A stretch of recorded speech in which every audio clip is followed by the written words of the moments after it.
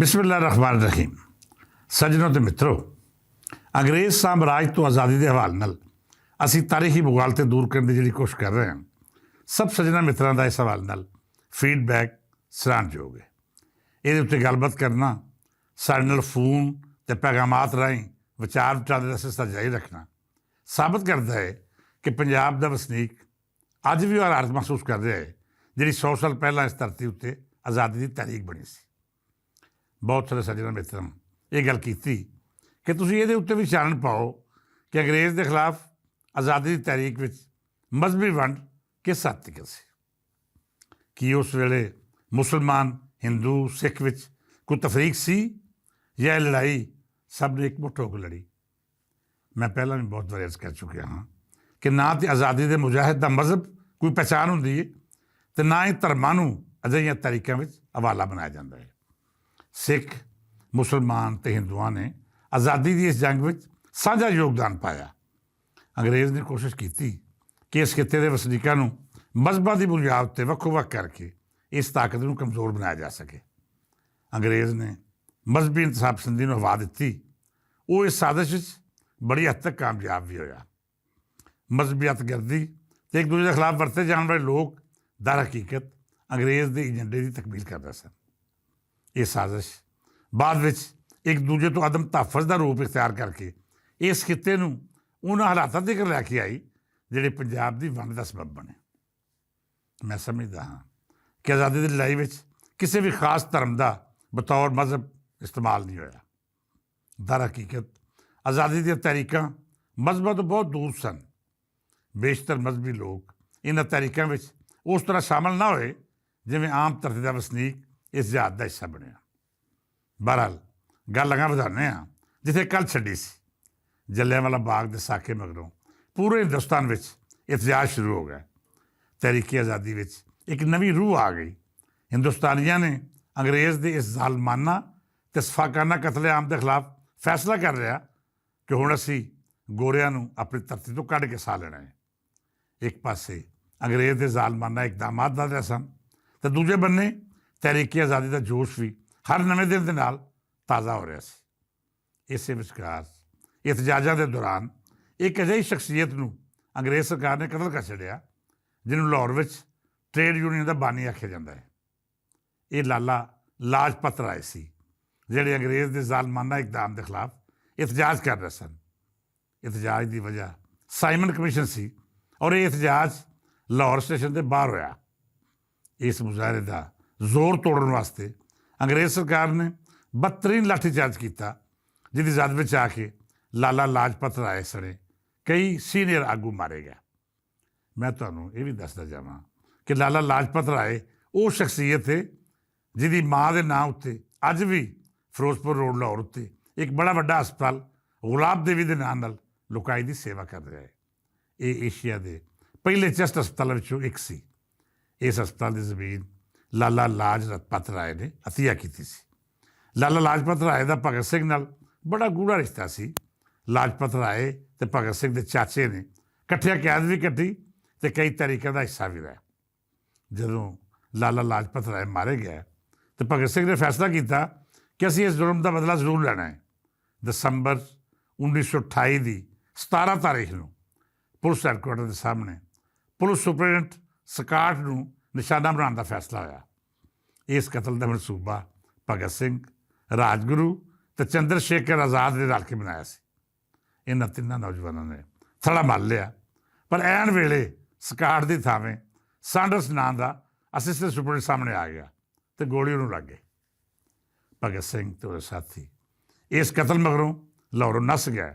ਉਹਨਾਂ ਭੇਸ ਬਦਲ ਕੇ ਬੰਗਾਲ ਦਾ ਰੁਖ ਕੀਤਾ ਜਿੱਥੇ ਆਜ਼ਾਦੀ ਦੀ ਤਾਰੀਖ ਨੂੰ ਨਵੇਂ ਸੁਰ ਤਰਤੀਬ ਦੇ ਕੇ ਆਪਣੇ ਨਵੇਂ ਟਾਰਗੇਟ ਮਿਥ ਲਏ। ਭਗਤ ਸਿੰਘ ਅਤੇ ਉਹਦੇ ਸਾਥੀਆਂ ਨੇ ਇਸ ਵਾਕਿਏ ਤੋਂ 4 ਮਹੀਨੇ ਬਾਅਦ 8 ਅਪ੍ਰੈਲ ਨੂੰ ਰੂਪ ਬਦਲ ਕੇ ਦਿੱਲੀ ਦੇ ਅਸੈਂਬਲੀ ਚੈਂਬਰ ਵਿੱਚ ਇੱਕ ਵੱਡੀ ਕਾਰਵਾਈ ਦਾ ਫੈਸਲਾ ਕੀਤਾ। ਉਹਨਾਂ ਨੇ ਅਸੈਂਬਲੀ ਇਜਲਾਸ ਦੇ ਦੌਰਾਨ ਖਾਲੀ ਬੰਚਾਂ ਉੱਤੇ 2 ਬੰਬ ਸੁੱਟੇ ਜਿਹਦਾ ਮਕਸਦ ਕਿਸੇ ਦਾ ਜਾਨੀ ਨੁਕਸਾਨ ਕਰਨਾ ਨਹੀਂ ਸੀ ਬਲਕਿ ਸਿਰਫ ਔਰ ਸਿਰਫ ਆਪਣਾ ਇਤਜਾਜ ਰਿਕਾਰਡ ਕਰਾਉਣਾ ਸੀ। ਥੋੜ੍ਹੇ ਬਾਰੂਦ ਵਾਲੇ ਇਹਨਾਂ ਬੰਬਾਂ ਦਾ ਧਮਾਕਾ ਹੋਇਆ ਪਰ ਕੋਈ ਜਾਨੀ ਨੁਕਸਾਨ ਨਹੀਂ ਹੋਇਆ। ਬੰਬ ਧਮਾਕੇ ਹੋਣ ਦੇ ਨਾਲ ਹੀ ਭਗਤ, ਰਾਜਗੁਰੂ ਤੇ ਕਿਸ਼ੋਰ ਦੱਤ ਨੇ ਇਨਕਲਾਬ ਜ਼ਿੰਦਾਬਾਦ ਦੇ ਨਾਅਰੇ ਲਾਏ, ਅੰਗਰੇਜ਼ ਰਾਜ ਮੁਰਦਾਬਾਦ ਆਖਿਆ ਤੇ ਰਜ਼ਾਕਾਰਾਨਾ ਤੌਰ 'ਤੇ ਆਪਣੀ ਗ੍ਰਿਫਤਾਰੀ ਵੀ ਪੇਸ਼ ਕਰਤੀ। ਇਹ ਉਹ ਵਾਕਿਆ ਸੀ ਜਿਹਨੇ ਹਿੰਦੁਸਤਾਨ ਵਿੱਚ ਇੱਕ ਅਜਿਹਾ ਰੱਦੇਅਮਲ ਪੈਦਾ ਕੀਤਾ ਜਿਹਨੇ ਖਾਸ ਤੌਰ 'ਤੇ ਨੌਜਵਾਨਾਂ ਨੂੰ ਆਜ਼ਾਦੀ ਦੀ ਤਾਰੀਖ ਨਾਲ ਜੋੜ ਦਿੱਤਾ।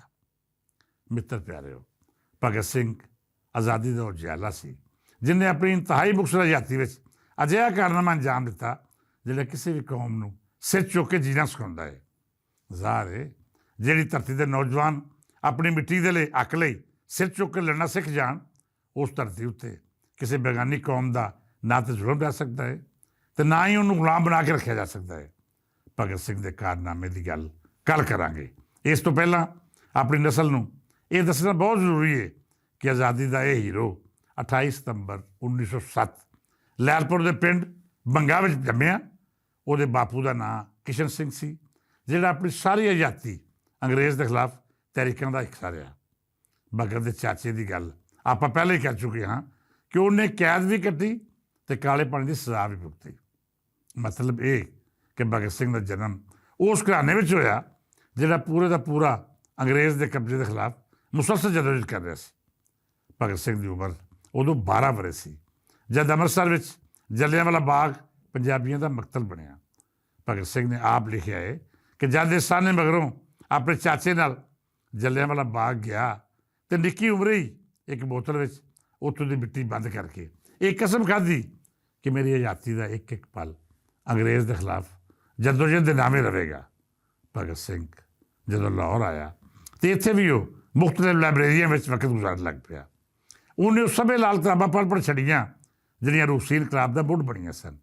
ਇੰਝ ਹੀ ਤਰੱਕੀ ਪਸੰਦ ਸੋਚ ਲੈ ਕੇ ਉਹਨੇ ਅੰਗਰੇਜ਼ ਸਾਮਰਾਜ ਦੇ ਖਿਲਾਫ ਨੌਜਵਾਨਾਂ ਨੂੰ ਮੁਤਹਰਕ ਕਰਨ ਦਾ ਅਜਿਹਾ ਸਿਲਸਿਲਾ ਸ਼ੁਰੂ ਕੀਤਾ ਜਿਹਨੇ ਉਹਦੇ ਹੱਥ ਮਜ਼ਬੂਤ ਕਰਦਿਆਂ ਬਹੁਤ ਸਾਰੇ ਸੱਜਣ ਵੀ ਉਹਦੇ ਨਾਲ ਜੋੜ ਦਿੱਤੇ। ਭਗਤ ਸਿੰਘ ਦੀ ਇਹ ਸਿਆਸੀ ਸੋਚ ਹੀ ਸੀ ਕਿ ਉਹਨੇ ਕਮ ਉਮਰੀ ਵਿੱਚ ਹੀ ਤਰੱਕੀ ਪਸੰਦ ਤਨਜ਼ੀਮਾਂ ਅਤੇ ਉਹਨਾਂ ਗਰੋਹਾਂ ਦਾ ਹਿੱਸਾ ਬਣਨਾ ਸ਼ੁਰੂ ਕਰਤਾ ਜਿਹੜੇ ਆਜ਼ਾਦੀ ਦੀ ਤਾਰੀਖ ਨਾਲ ਜੁੜੇ ਹੋਏ ਸਨ। ਉਹਨੇ communist party of India, Republican association ਅਤੇ ਨੌਜਵਾਨ ਭਾਰਤ ਸਭਾ ਸਣੇ ਕਈ ਬ੍ਰਿਟਿਸ਼ ਸਮਾਜ ਦੇ ਖਿਲਾਫ ਸੋਚ ਰੱਖਣ ਵਾਲੀਆਂ ਜਮਾਤਾਂ ਦੀ ਬਾਕਾਇਦਾ ਰੁਕਨੀਅਤ ਵੀ ਹਾਸਲ ਕੀਤੀ। ਅੱਜ ਦੀ ਗੱਲ ਮੁਕਾਉਣ ਤੋਂ ਪਹਿਲਾਂ ਇਹ ਵੀ ਦੱਸਦਾ ਜਾਵਾਂ ਕਿ ਭਗਤ ਸਿੰਘ ਦਾ ਤਾਲੁਕ ਮੇਰੇ ਕਬੀਲੇ ਨਾਲ ਸੀ।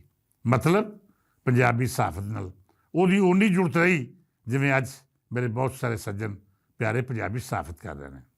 ਉਸ ਵੇਲੇ ਦੀ ਜਦੋਜਹਿਦ ਅਤੇ ਅੱਜ ਦੀ ਜਦੋਜਹਿਦ 'ਚ ਫਰਕ ਇਹ ਹੈ ਕਿ ਉਦੋਂ ਪੰਜ ਦਰਿਆਵਾਂ ਦੀ ਧਰਤੀ ਖਤਰੇ ਵਿੱਚ ਸੀ ਅਤੇ ਅੱਜ ਪੰਜ ਦਰਿਆਵਾਂ ਦੀ ਬੋਲੀ ਖਤਰੇ 'ਚ ਹੈ।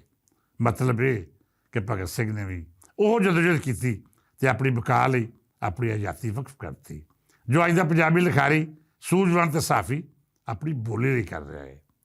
ਭਗਤ ਸਿੰਘ ਪੰਜਾਬੀ ਅਖਬਾਰ ਕਿਰਤੀ ਨਾਲ ਵਬਸਤਾ ਰਿਹਾ। ਆਪਣੇ ਖਿਆਲਾਤ ਅਤੇ ਨਜ਼ਰੀਆਤ ਨੂੰ ਲਿਖਤਾਂ ਦਾ ਰੂਪ ਦੇ ਕੇ ਸਮਾਜ ਦੀ ਬੇਦਾਰੀ ਦਾ ਫਰਜ਼ ਨਿਭਾਉਂਦਾ ਰਿਹਾ। ਭਗਤ ਸਿੰਘ ਮੈਦਾਨੇ ਅਮਲ ਦਾ ਮੁਜਾਹਿਦ ਹੀ ਨਹੀਂ ਸੀ, ਬਲਕਿ ਉੱਚੀ ਪੱਧਰ ਦਾ ਲਿਖਾਰੀ ਅਤੇ ਨਜ਼ਰੀਆਤੀ ਇਨਸਾਨ ਵੀ ਸੀ। ਉਹ ਹਮੇਸ਼ਾ ਆਪਣੇ ਅਸੂਲਾਂ ਅਤੇ ਧਰਤੀ ਦਾ ਪਾਬੰਦ ਰਿਹਾ। ਮੈਂ ਸਮਝਦਾ ਹਾਂ ਕਿ ਜੇਕਰ ਭਗਤ ਸਿੰਘ ਨਾ ਹੁੰਦਾ ਤਾਂ ਸ਼ਾਇਦ ਸਾਡੀ ਆਜ਼ਾਦੀ ਦੀ ਤਾਰੀਖ ਤੋੜ ਨਾ ਚੜ੍ਹਦੀ।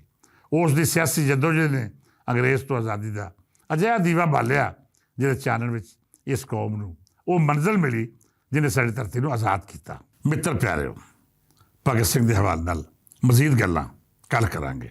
ਖਾਸ ਕਰ ਇਸ ਗੱਲ ਨੂੰ ਜ਼ਰੂਰ ਜ਼ੇਰੇ ਬਸ ਲਿਆਵਾਂਗੇ ਕਿ ਉਸ ਵੇਲੇ ਦੀ ਸਿਆਸੀ ਕਿਆਦਤ ਕਿਉਂ ਤਕਸੀਮ ਹੋਈ, ਕਾਇਦੇ ਆਜ਼ਮ ਦਾ ਕਿਰਦਾਰ ਕੀ ਸੀ, ਅਲਾਮਾ ਇਕਬਾਲ ਨੇ ਇਸ ਬਾਰੇ ਕੀ ਆਖਿਆ ਅਤੇ ਇਹਦੇ ਨਾਲ ਨਾਲ ਗਾਂਧੀ ਹੋਰਾਂ ਨੇ ਭਗਤ ਸਿੰਘ ਬਾਰੇ ਮੁਖਤਲਿਫ ਪਾਲਿਸੀ ਇਖਤਿਆਰ ਕਿਉਂ ਕੀਤੀ।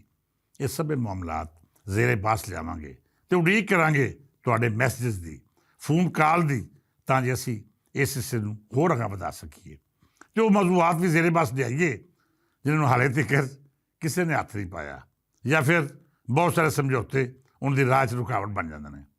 ਇਸ ਦੁਆ ਨਾਲ ਇਜਾਜ਼ਤ ਦਿਓ ਕਿ ਰੱਬ ਸੱਚਾ ਸਾਡੇ ਦੇਸ਼ ਪੰਜਾਬ ਦੀ ਹਿਫਾਜ਼ਤ ਫਰਮਾਏ, ਇਸ ਉੱਤੇ ਆਪਣੀਆਂ ਰਹਿਮਤਾਂ ਅਤੇ ਬਰਕਤਾਂ ਦੀ ਛਾਂ ਰੱਖੇ। ਕੱਲ੍ਹ ਫਿਰ ਇਸੇ ਮੌਜ਼ੂ ਨਾਲ ਗੱਲਬਾਤ ਨੂੰ ਅੱਗੇ ਵਧਾਵਾਂਗੇ। ਅੱਜ ਦੀ ਇਹ ਨਹੀਂ, ਇਜਾਜ਼ਤ ਦਿਓ। ਰੱਬ ਰੱਖਾ।